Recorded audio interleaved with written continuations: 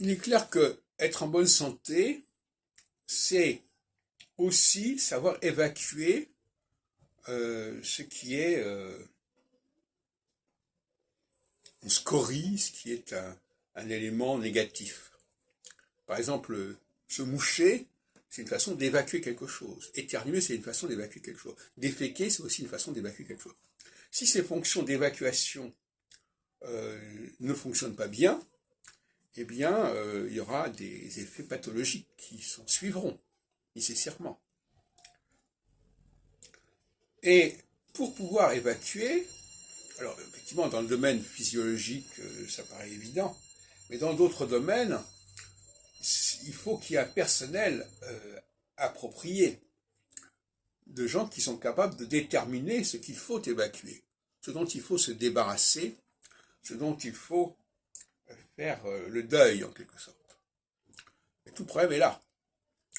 Alors il y a des sociétés qui savent le faire, et des sociétés qui ne savent pas le faire ou qui ne savent plus le faire. Et à partir de ce moment-là, il y a une maladie qui se produit, qui se propage. Donc, ce que je dis sur la capacité à repérer l'erreur, à repérer le dysfonctionnement, c'est vital.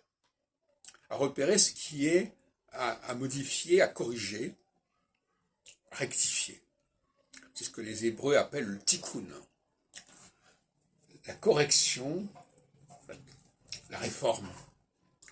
Et la question est de savoir si le peuple, dans son ensemble, est capable de percevoir ces éléments de transformation à opérer.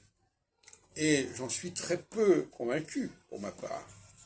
Je pense que ce n'est qu'une élite qui est capable de faire cela, et notamment les Juifs, qui ont la fonction, effectivement, de repérer les dysfonctionnements.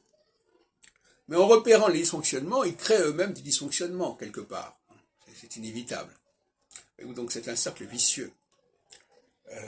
Vouloir réformer, on l'a vu pour les retraites, ça crée des problèmes, ça crée des protestations, ça crée des manifestations.